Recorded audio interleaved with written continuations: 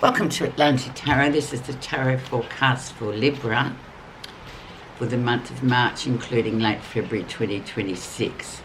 So welcome Libra. We are currently in the zodiac sign of Pisces.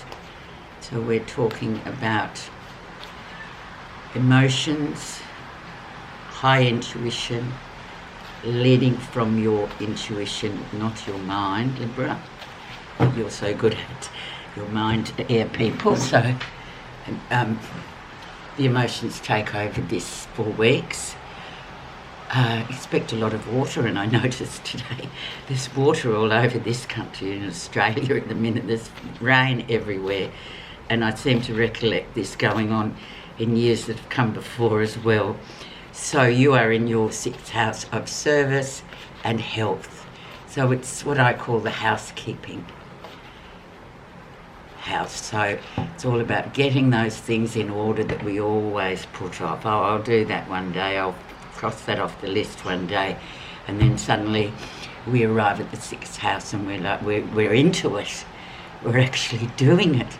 So it's a really productive month. It can be a very productive month. So let's see. Also, any niggling health issues, now is the time to really get them checked out. Especially the niggling ones, because we tend to just go, oh, it'll go away.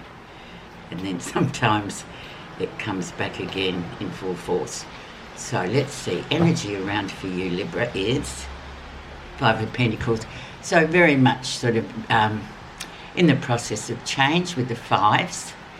Also, Pentacles is routine, day-to-day energies, just what we do every day, how we do it. So that can correspond with the 6th house. So we're getting into doing things that need to be done rather than going out socialising, etc. You can feel in this time a bit like, oh, I don't feel like socialising with people. I need to be sort of on my own. I've got to get all this stuff done. Socialising and all that kind of thing can just be put on hold. You might be left feeling a bit out in the cold with it, going, oh, well, why do I feel like this? Well, it's because you're in a process with the 5 of Pentacles that sort of lets you know that, okay, change is here and you're going through it, so there's a lot of things to attend to, and I can catch up with the other things later. 5 of Pentacles. Where you are right now.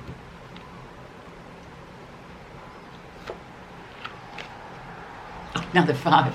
5 of Wands. So navigation of forward moving progress may be difficult. Another 5. So yeah, well, you know, navigating that change, sort of going forward. But the main thing I find about the 5 of Wands, because it is a fire card and it does talk about action and forward moving, you're still going to be moving forward, Libra, but you're going to encounter obstacles. It might always be worth mentioning, it might be worth mentioning also that we have just entered Mercury retrograde, which is a planet of communication. All sorts of things can go wrong in this time, and believe you me, it's already happening in this household. So it's about navigation. It's about going, okay, that didn't work, I'll try this way. That road's blocked, I'll try this road. I'll try an alternative route to where I want to get to. And it can be quite exhausting and frustrating. But I think in the long run, what I believe it's trying to teach us is to just always find a way around things that just seem to be put in your path because they want to be there and they just want to cause frustration and exhaustion from trying to fix. So navigation is key. Let's have a look and see why this has occurred, what the challenge is and what the influence is. 2 of Swords. So you're stuck on something. There's a blockage here.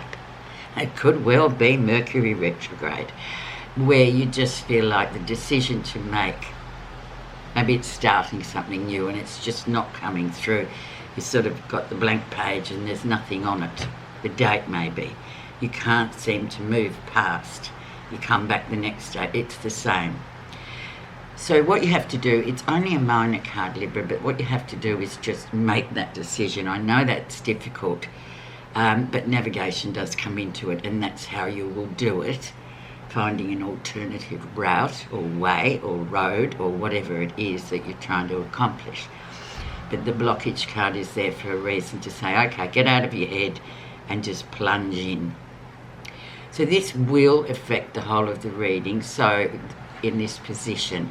So just make sure you sort of apply that and see how that works, especially with Mercury retrograde. It is frustrating, and it's like one thing after the other, and you think, what? But then, you know, let's try that. Let's look at the background and see what's been going on the last couple of months. And we have the fall, so new cycles beginning. It's surprise, surprise that we have this new cycle energy coming in, major tarot card. So now it's all about, okay, what is it? Here we go.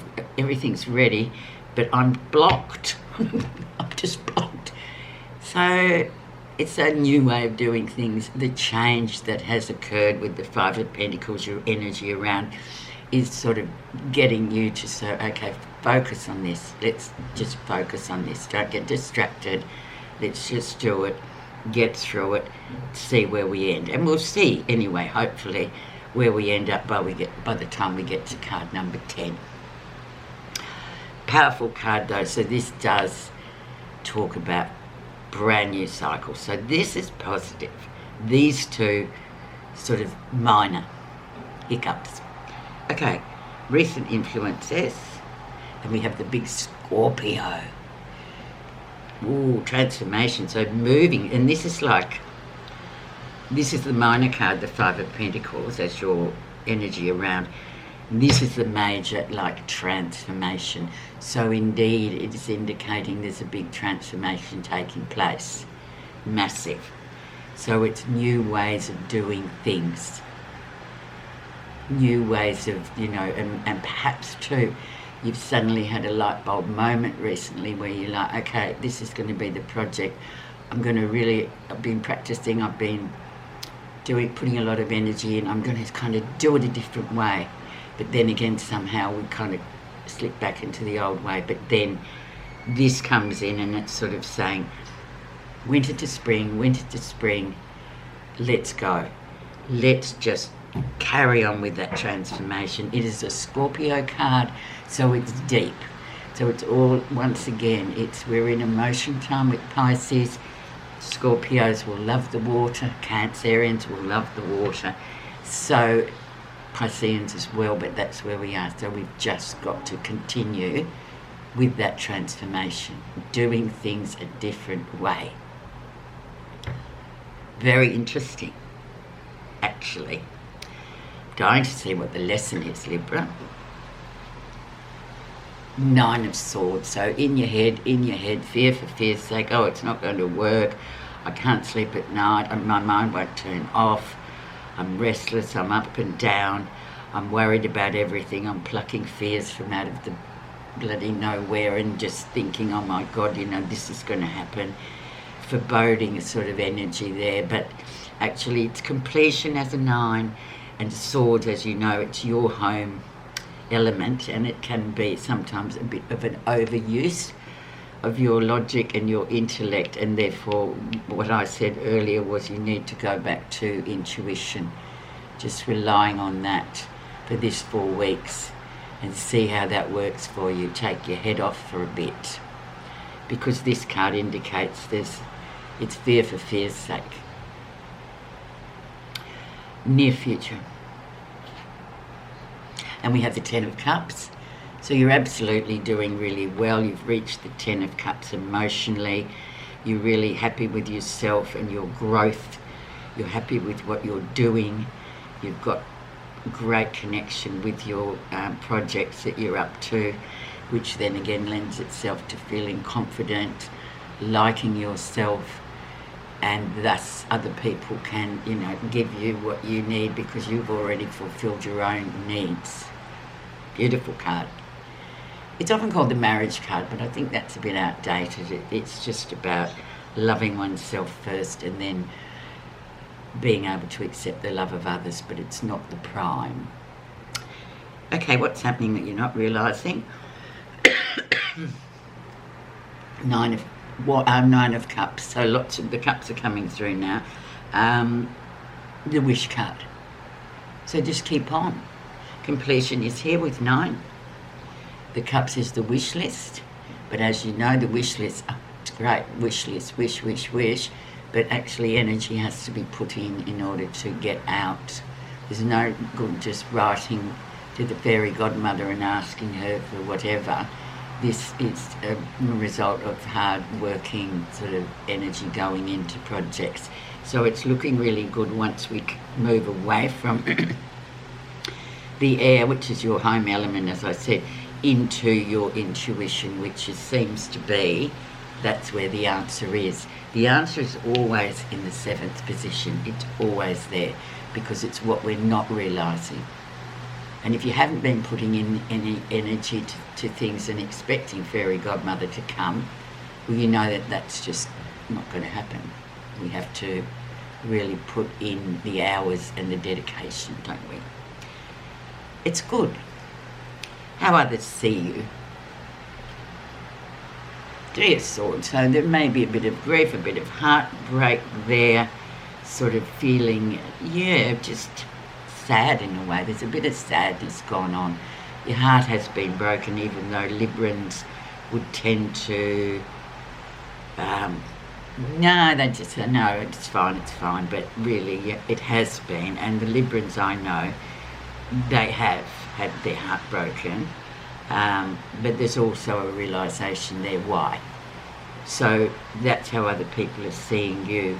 Those that know you can understand that. And that's how it is. And it's a passage to go through, and it's all not. I think once we acknowledge heartbreak and grief, it's a good thing because it's healing. Positive feelings. And we have the Father card. Beautiful Emperor. Maybe that's who you're missing the most. That father energy. That strong, firm hand. Sometimes he can be a bit of a tyrant, can't he? When we think about our fathers, especially the older generation, we had those silent generation fathers that were just like, just do it. There was no mercy given. But he is about manifesting, he's about creating, he's about discipline, he's about getting to where you need to go with hard yakka, or hard work. Yakka is more Australian slang for work. Yeah, but he does lend the qualities, this Emperor, to how you get to what you want to achieve. But it is a process, and there are steps to the process that need to be adhered to, or else, we can just see it as a Johnny come lately, they got there in the quick way, and really doesn't actually work because it catches up. But whenever we draw the Emperor in a reading, we can actually acknowledge, that's how I'm going to get there. It's got to be like all in, not just surface. But you're feeling positive about that, so that's a really good thing. Okay, the outcome. Queen of Cups, and here we come with the emotions and with the intuition, really listening to your intuition, really sitting back and going, yes, it worked.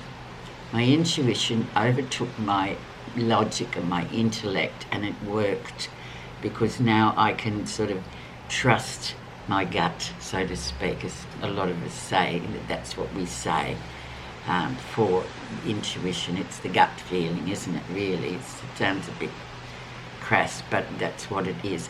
So when she comes in, the Queen of Cups, it's very much about the intuition. It's very much about listening rather than talking, and just getting.